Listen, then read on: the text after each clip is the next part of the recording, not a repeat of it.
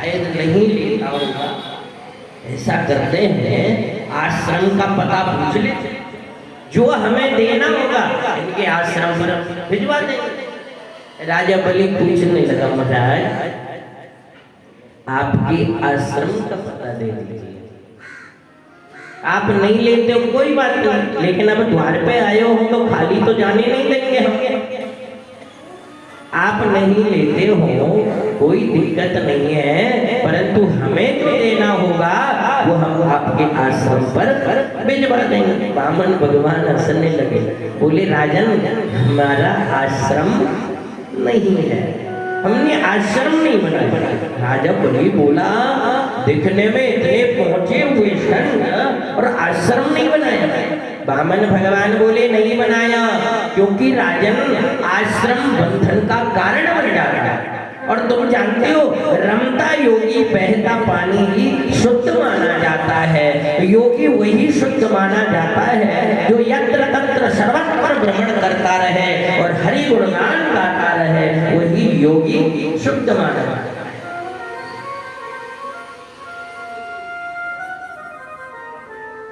राजा बलि का समर्पण बदलने लगा है।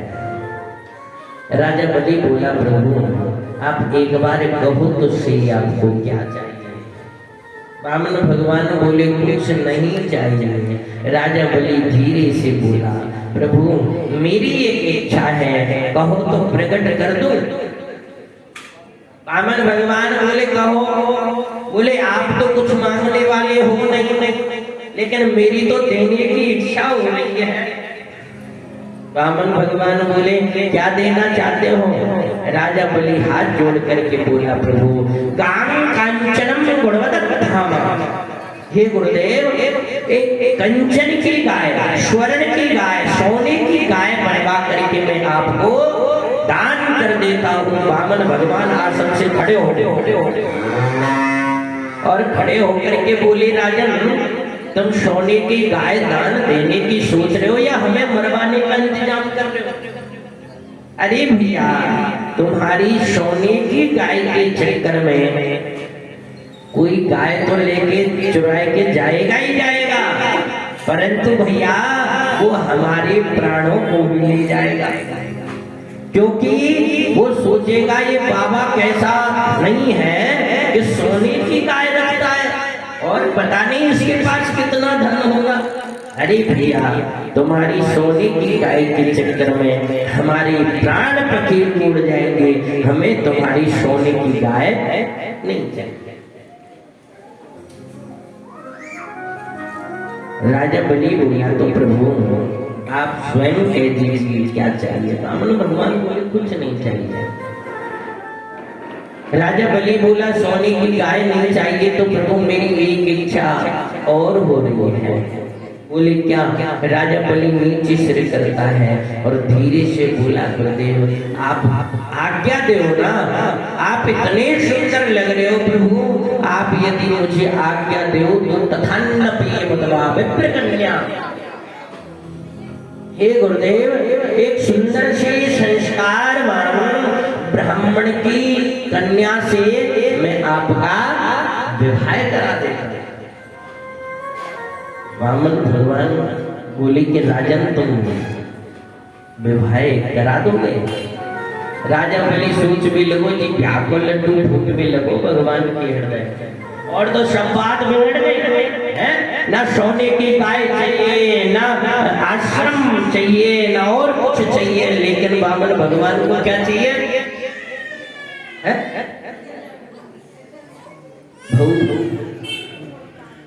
राजा बलि ने कहा जैसे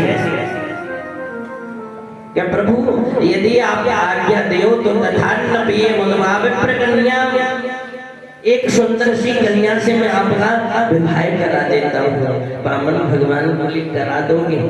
राजा बलि बोला आज्ञा तो दो। अरे आपको हाँ कहने में देर हो रही है, मुझे पूर्ण करने में देर नहीं होगी। बामन भगवान बोले राजन मुझे विश्वास है तुम विवाह करा दोगे, परंतु अभी तो हम अकेले हैं, जो यत्र तत्र भ्रमण करते रहते हैं, परंतु जब 1 से 2 हो जाएंगे तो भैया फिर घर भी चाहिए रहते। राजा बलि बोला, प्रभु सुंदर सा महल बनवाऊंगा आपके लिए।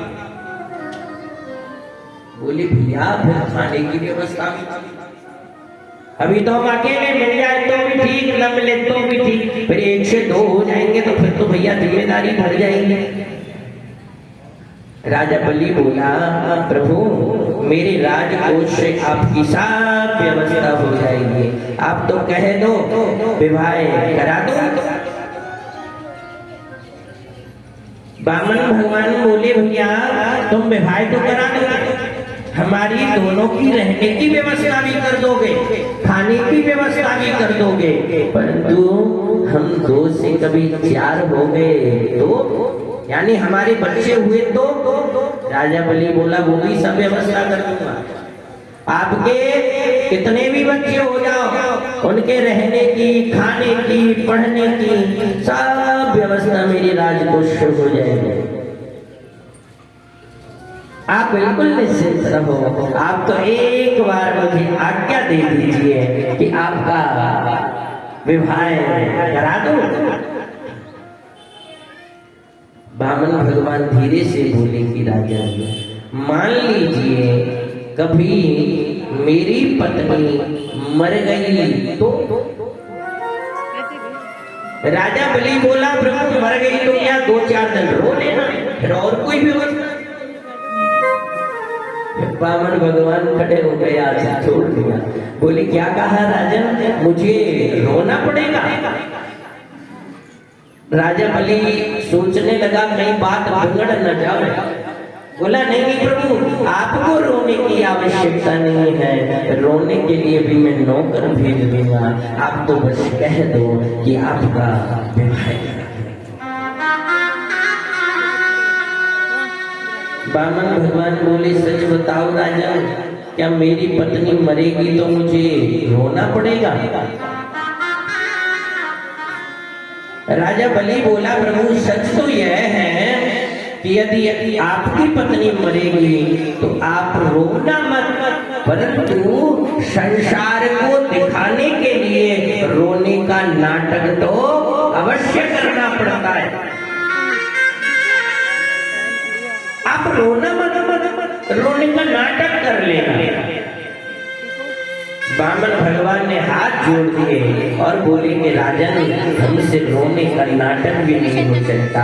अरे भैया, हम तो इस पृथ्वी पर आए हैं अहरनिश मुस्कुराने के लिए, हमेशा प्रसन्न रहने के लिए, और भैया हम ऐसा कोई काम नहीं करेंगे जिस कार्य को करने से हमें रोना पड़े।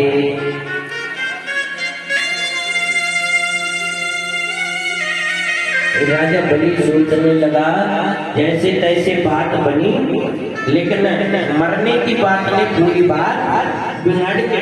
राजा बलि बोला, तो प्रभु पीछे बैठे, आपको जो चाहिए सो चेयर पे बैठ।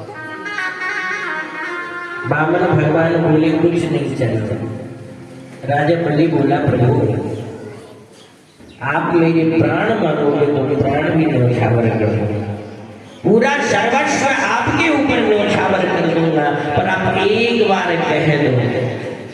बामन भगवान समझ गए कि अब राजा बलि पूर्ण समर्पित हो गया है मेरे प्रति। धीरे से बोले, राजन, हम बहुत देर से सुन रहे तुम्हारी,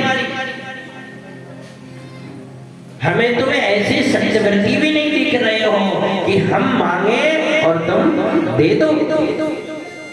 राजा ने चरण पकड़ लिए, प्रभु आप मांगो तो सही।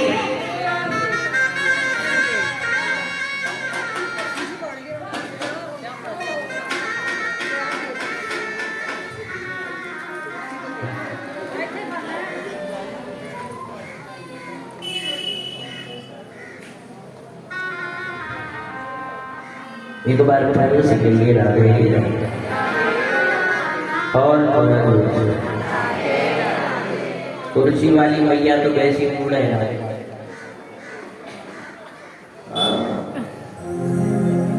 घर से मना करके भेजी होगी, कथा में तो चली जाओ पर वहां का तुम भूल हो मत, हैं? एक बार और जोर से कहिए राधे राधे, और जोर से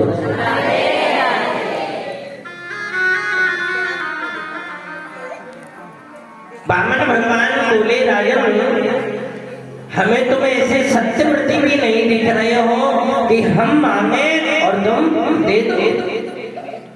राजा बलि बोला, प्रभु आप मेरे प्राण मांगोगे तो प्राण भी न्योछावर कर दूंगा, बस आप एक बार कह दो आपको क्या चाहिए। बोले विश्वास नहीं है। राजा बलि ने वचन दिया, प्रभु मैं आपको वचन देता हूँ, आप मेरे प्राण मांगोगे प्राण भी आपको समर्पित कर दूंगा।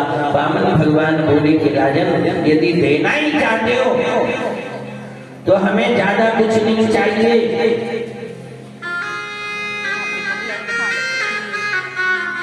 वामन भगवान बोले कि राजन अब तुम ज्यादा ही जबरदस्ती कर रहे हो ना, तो ऐसा करो, तस्मात् भक्तो महीमी सत सत प्रणे हम भर भर क्षमा और पदानि त्रीणि दैत्येन्द्र। आप देना चाहते हो तो राजन हमें 3 पग पृथ्वी दे दो, 3 पग भूमि दे दो, पदानि त्रीणि दैत्येन्द्र। राजा बलि जोर जोर से हंसने लगा। वामन भगवान बोले और एक बात और सुन ले भाई राजन, ये तो ठीक है, पदानि त्रीणि दैत्येन्द्र, उसमें भी एक शर्त है। बोले क्या? बोले सम्मितानि पदामा, वो 3 पग भूमि भी हम अपने पैरों से नापेंगे। राजा बलि हंसने लगा, बोले देखो तो सही, जब ब्राह्मण बालक पे कछु मांगो भी नहीं आता है? किसी ने ठीक गाय दिया, अग्रिम बुद्धि बाणिया, अग्रिम बुद्धि बाणिया और मध्यम बुद्धि जाट और तुर्क बुद्धि तुर्कुड़ा, वामन चौपट। देखो तो सही भैया, जब ब्राह्मण बालक पे कछु मांगो भी नहीं आवे, इतना विनय करने के बाद, इतनी प्रार्थना करने के बाद मांगा तो क्या मांगा? क्या मांगा? 3 पग भूमि। राजा बलि बोला तुम्हारी जहां से इच्छा है। वामन भगवान बोले तुम दान दे रहे हो क्या एहसान कर रहे हो? ऐसे कैसे ना बोले, इतना बड़ा भूमि का दान। राजा बलि बोला मेरी पूरी जगत में हंसी क्यों करवाना चाह रहे हो? अरे सबको पता चलेगा कि देखो राजा ने क्या दिया, 3 पग भूमि। क्या कहेंगे लोग कि भाई चलो वो तो ब्राह्मण बालक है, संत है, उसे कुछ मांगना नहीं आता, परंतु राजा को तो सोचना चाहिए। 2-4 बीघा दे देता क्या फर्क पड़ जाता? वामन भगवान बोले राजन अपने गुरु से संकल्प लगाओ और बढ़िया बढ़िया विधि विधान से दान करो। राजा बलि बोला ठीक है, मैं अपने गुरु से पूछ कर ले आता हूँ। राजा बलि दौड़ा दौड़ा गुरु जी के पास पहुंचता है। राजा बलि के गुरु शुक्राचार्य जी हैं। शुक्राचार्य जी के पास में पहुंचा, चरणों को बार बार दबाने लगा। अरे गुरुदेव आज तो मैं धन्य हो गया हूँ, आज तो मैं कृतार्थ हो गया हूँ। हे गुरुदेव आज तो द्वार पर एक छोटा सा संत आया है, और गजब की बात तो यह है कि उसे कुछ मांगना नहीं आता है। इतनी विनय करने के बाद, प्रार्थना करने के बाद गुरु जी बोले क्या मांगा? बोले गुरुदेव बहुत विनय की, तब उसने 3 पग भूमि। सुनते ही शुक्राचार्य जी तुरंत समझ गए, राजा बलि को दूर हटा दिया और बोले राजन शायद तुम उसे पहचान नहीं पाए हो, मैं समझ गया वो कौन है। वो कोई साधारण संत नहीं है, वो वही छड़िया नारायण है जो तुमसे त्रिलोकी को लेने के लिए आया है।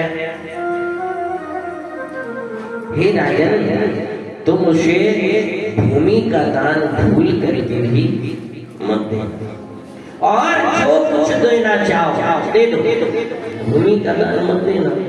राजा बलि बोला, गुरुदेव मैं तो वचन दे करके आया हूं, अब भले ही प्राण चले जाए लेकिन मैं पीछे हटने वाला नहीं हूं।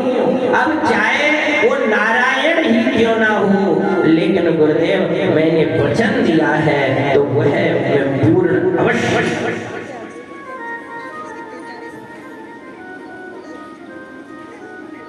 शुक्राचार्य जी बोले, सुन बाबरे, 8 जगह झूठ बोलने से पाप नहीं लगता है, जाके झूठ बोलते ना, बोले भूमि का दान नहीं दूंगा और कुछ ले लो।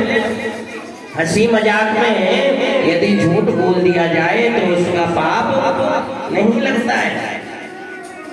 किसी का कन्या का विवाह नहीं हो रहा हो और आपकी झूठ बोलने से यदि किसी का ग्रस्त बस जाए तो एक आध झूठ बोल देनी चाहिए, उसका पाप नहीं लगता। किसी का सर्वस्व धन नष्ट हो रहा हो, झूठ बोलना पड़े, आपके झूठ बोलने से यदि किसी का धन बच रहा हो तो झूठ बोल देना चाहिए, पाप नहीं लगता। किसी के प्राण संकट में हो, आपके झूठ बोलने से यदि किसी के प्राण बच रहे हो तो झूठ बोल देना चाहिए, पाप नहीं लगता है। यदि काय की रक्षा के लिए झूठ बोलना पड़े तो झूठ बोल देना चाहिए, पाप नहीं लगता है। अपनी संस्कृति की रक्षा के लिए झूठ बोलना पड़े तो झूठ बोल देना चाहिए, पाप नहीं लगता है। यदि किसी के प्राण संकट में हो और आपके झूठ बोलने से यदि किसी के प्राण बच रहे हो तो झूठ बोल देना चाहिए, इसका भी पाप नहीं लगता है। जाके शुक्राचार्य जी बोले, झूठ बोल दे, क्योंकि तुम्हारा सर्वस्व धन का हरण होने वाला है, इसलिए जाके झूठ बोल देना। राजा बलि बोला, अब चाहे कुछ भी हो जाए झूठ बोलने वाला नहीं हूं, और राजा बलि चल देता है। बामन भगवान के पास में पहुंचा और बामन भगवान से बोला, प्रभु आप संकल्प कराइए। शुक्राचार्य जी सोचने लगे, मेरे शिष्य के साथ आज छल हो रहा है, तो शुक्राचार्य जी आके सूक्ष्म रूप बना करके और कमंडल में आकर के बैठ गए। अब बामन भगवान ने जब कमंडल उठाया, जल निकालने लगे, उस कमंडल में से तो जल न निकले, क्योंकि शुक्राचार्य जी बैठे हैं। अब बिना जल के संकल्प नहीं होता है। भगवान ने जब देखा, अब प्रभु तो घट-घटवासी है ना, सर्वांतर्यामी है, भला उसे क्या शुभ शिक्षा है। भगवान ने एक तंतु का प्रवेश उसमें कराया है कमंडल में, और जहां प्रवेश कराया वहां शुक्राचार्य जी की आंख थी, एक आंख प्रभु ने फोड़ दी। शुक्राचार्य जी कमंडल में से निकल के भागे अपने आश्रम की तरफ। मेरी माताओं बाबाओं, हमेशा ध्यान रखना चाहिए, जो धर्म के काम में टांग अड़ाता है भगवान उसका यही हाल करते हैं। धर्म के काम में कभी टांग नहीं अड़ानी, धर्म के काम को हमेशा आगे बढ़ाने का प्रयास करना चाहिए। आज मेरे प्रभु ने कमंडल में से जल राजा बलि को दिया, संकल्प कराया, और राजा बलि के देखते देखते भगवान ने विशाल रूप धारण कर लिया, और विशाल रूप धारण करके प्रभु नापने लगे। एक चरण आकाश गयो, दूजो चरण ब्रह्मांड, और तीजो चरण धरणी धसो। 3 पग में प्रभु ने त्रिलोकी को नापा, और त्रैलोकी को नापने के बाद कहने लगे कि राजन अब तुम्हारी तरफ से क्या दे रहे हो? ज्यादा नहीं तो भैया आधा फल तो तुम्हें देना ही पड़ेगा। जैसे हम लोग ब्राह्मण को निमंत्रण देते हैं भोजन का, आप देते हो कि नहीं ब्राह्मण को निमंत्रण? जमाते हो?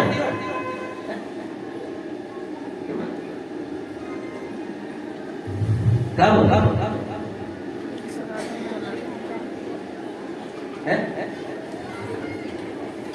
अच्छा देखो सच बता, मैं ना निमंत्रण देते हैं परंतु भोजन के बाद हमें दक्षिणा देनी पड़ती है, दांत मिसाई देनी पड़ती है।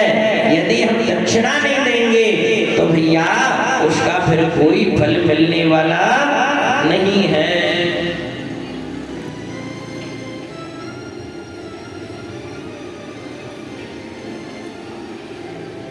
एक बार प्रेम से कहिए राधे राधे राधे। थोड़ा जोर से मत बोलना, और जोर से मत बोलना, नुकसान हो जाएगा।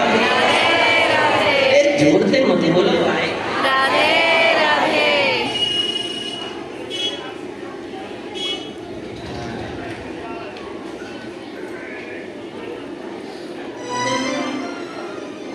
सज्जनों, 3 पग में त्रैलोकी को नाप लिया, बोले आधा पग तुम्हारी तरफ से दे दीजिए। राजा बलि सोचने लगा 3 पग में त्रैलोकी तो नाप लिया, अब मेरे पास बचाई क्या है देने को? राजा बलि बोला प्रभु आप थोड़ी देर रुकिए, मैं गुरुजी से पूछ करके आता हूँ। राजा बलि दौड़ा दौड़ा गुरुजी के पास में पहुंच रहा है। गुरुजी ने दूर से देखा, एक तो फूटा ही नहीं, एक तो गुरुजी की एक आंख से देख रहे। गुरुजी ने जब दूर से देखा पुकारने लगे, मूर्ख राजन मेरे आश्रम पर आने की आवश्यकता नहीं है। अरे पहले आया एक आंख फुलवा दी, अब दूसरी फुलवाने के चक्कर में आ रहा है क्या? अरे बिल्कुल अंधा करके छोड़ेगा, मेरे आश्रम पर आने की आवश्यकता नहीं है। राजा बलि चरणों में लेट जाता है और साष्टांग में लेटते हुए गुरु की शरण में पहुंच गया और गुरु जी से विनय करने लगा कि गुरुदेव 3 पग में त्रैलोकी को नाप लिया, मुझे बिल्कुल दुख नहीं है। मुझे दुख इस बात का है कि अब आधा पग और गुरुजी बोले वैसे तो बताना तो नहीं चाहिए, क्योंकि तूने मेरी एक आंख फरमाया है, हम तो तेरे हृदय से मतलब, और तूने हमारे साथ ये काम करवा दिया, पर फिर भी तू मेरा शिष्य है, इसलिए यदि शिष्य किसी दुविधा में, किसी कष्ट में, संकट में फंस जाए तो भैया उसे गुरु ही भव से पार लगाता है। कहने लगे शुक्राचार्य जी भगवान के पास जाना और भगवान के पास जाकर के पूछना कि प्रभु धन बड़ा होता है या धनी बड़ा होता है? धन बड़ा होता है या धन का मालिक बड़ा होता है? राजन सच बतावे तो धन बड़ा नहीं होता, धन का मालिक बड़ा होता है। तो तुम जाकर के कहना कि प्रभु आपने 3 पग में मेरे धन को नाप लिया, अब आधे पग में आप मुझको नाप लीजिए। परंतु एक बात ध्यान रखना, जब भगवान तुम्हें नापे तो तुम भूल करके भी उल्टे मत सोना, सीधे सोना है। यदि तुम उल्टे सोए तो तुम्हें स्वाभाविक ही सुतल लोक पाताल प्राप्त होगा, और यदि सीधे सो गए तो तुम्हें वैकुंठ प्राप्त होगा। कम से कम भगवान के दर्शन तो होते रहेंगे। एक बार प्रेम से कहिए राधे राधे राधे राधे। राजा बलि बोला गुरुदेव आप चिंता मत करिए, मैं उल्टा नहीं सोऊंगा, सीधा सोऊंगा, वैकुंठ मिलेगा। कम से कम भगवान के दर्शन मुझे हमेशा होते रहेंगे। अब मन में एक ही बात सोच रहा है राजा बलि, सीधे ही सोना है। और सोचता हुआ राजा बलि भगवान के पास पहुंच गया और वामन भगवान से बोला, प्रभु धन बड़ा होता है या धनी बड़ा होता है? भगवान बोले, भैया धन बड़ा नहीं होता, धनी बड़ा होता है। राजा बलि ने कहा कि धनी बड़ा होता है, धन का मालिक बड़ा होता है। वामन भगवान बोले, तो राजा सच बता, में धन बड़ा नहीं होता, धनी बड़ा होता है। राजा बलि बोला, प्रभु आपने 3 पल में मेरे धन को नाप लिया, आधे पल में आप मुझे नाप लीजिए। भगवान तुरंत बोले कि जल्दी से लेके जाओ। अब राजा बलि सोच तो रहा था कि सीधा सोना है, लेकिन उल्टा सो गया। भगवान ने तुरंत नाप लिया। इसीलिए तो कहा है, मन चाहिए होती नहीं, प्रभु चाहिए तत्काल। मन चाहिए होती नहीं, प्रभु चाहिए तत्काल। जाना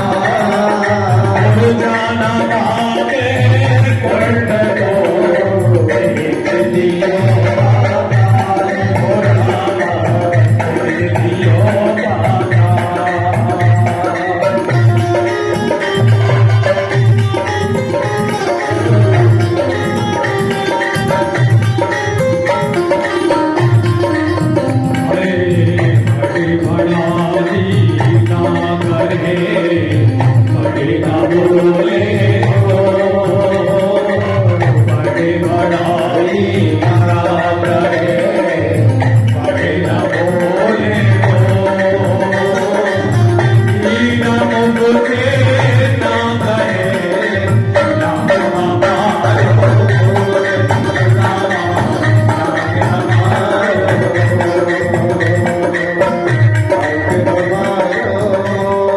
दिया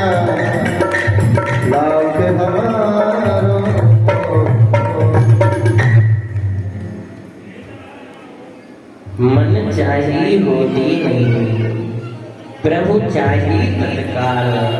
जाना था वैकुंठ को, सुभेद दिया पाता। मन की इच्छा कभी पूर्ण नहीं होती। एक इच्छा पूर्ण होती है तो दूसरी इच्छा प्रकट हो जाती है। राजा बलि वैकुंठ जाना चाहता था, परंतु उल्टा सो गया, और उल्टा सोया तो भगवान ने स्वाभाविक ही पाताल में शुतल लोक का राज राजा बलि को प्रदान कर दिया। और वामन भगवान ने राजा बलि से त्रिलोकी को प्राप्त करने के बाद वह त्रिलोकी देवताओं को समर्पित कर दिया है। अब ध्यान देना सज्जनों, पहले तो राजा बलि भगवान से प्रार्थना कर रहा था, अब स्वयं वामन भगवान राजा बलि के पीछे पीछे डोल रहे हैं। राजा बलि सुतल लोग जाने की तैयारी कर रहा है, वामन भगवान पीछे पीछे। राजा बलि बोला, अब क्या चाहिए? वो सुतल लोग चाहिए तो ये ले लो। वामन भगवान बोले, नहीं नहीं राजन, अब कुछ लेने की इच्छा नहीं है, अब तो हमारी देने की इच्छा है। राजा बलि हंसने लगा, बोले, जिसने मेरे द्वार पे आके हाथ फैला है, जो स्वयं भिक्षुक बन करके मेरे द्वार पे आया है, भला मैं उससे क्या मांग सकता हूँ? वामन भगवान बोले, राजन तुम्हारी जो इच्छा है सो मांग लीजिए। वामन भगवान राजा बलि से कहते हैं, तुम्हें जो चाहिए सो मांगो। राजा बलि बोला, प्रभु आप क्या समझ रहे हो कि मैंने जो त्रिलोकी आपको समर्पित किया है उसे मैं वापस मांग लूंगा? नहीं नहीं प्रभु, जो मैंने दे दिया वो मुझे वापस नहीं चाहिए। बामन भगवान बोले तो भैया तुम्हें जो चाहिए सो। राजा बलि बोला यदि आप देना ही चाहते हो तो इतनी सी कृपा कर दो प्रभु, जब मैं महलों से बाहर निकलूं तो द्वार पर आपके दर्शन हो, और महलों में अंदर प्रवेश करूं तो द्वार पर आपके दर्शन हो। बामन भगवान बोले जब मतलब तुम हमें नौकर बनाओ, पहरेदार बनाना चाहते हो। राजा बलि बोला प्रभु मेरी तो केवल दर्शन की इच्छा है। बामन भगवान ने कहा देखो राजा सच बता मैं तो भैया हमारी तो ड्यूटी 24 घंटे की हो गई, अब कब तुम बाहर आओगे कब अंदर जाओगे हमें कैसे पता चले, हमें तो 24 घंटे द्वार पे रहना पड़ेगा। बोले प्रभु अब आपकी मर्जी है, आप देना चाहते हो तो दे दीजिए, बस यही निवेदन है, यही विनय है आपके चरणों में। भगवान बोले कि राजन तुमने हमसे हमी को ही मांग लिया है तो चलो हम तुम्हारे साथ ही चल। जिस अवस्था में प्रभु थे उसी अवस्था में राजा बलि के साथ में चले और पहुंच गए सुतल लोग, द्वार पर पहरा दे रहे हैं। थोड़े दिन हुए और थोड़े दिन बाद माता लक्ष्मी को चिंता होने लगी कि प्रभु को ढूंढने लगी है। कैलाश पर्वत पर ढूंढा, ब्रह्मलोक में ढूंढा, प्रभु जब नहीं मिले तो माता लक्ष्मी नारद जी से पूछने लगी कि नारद जी तुम ही बताओ मेरे पतिदेव कहाँ हैं। तो नारद जी ने बताया कि मैया तुम्हारे पति तो राजा बलि के द्वार पर पहरा दे रहे हैं।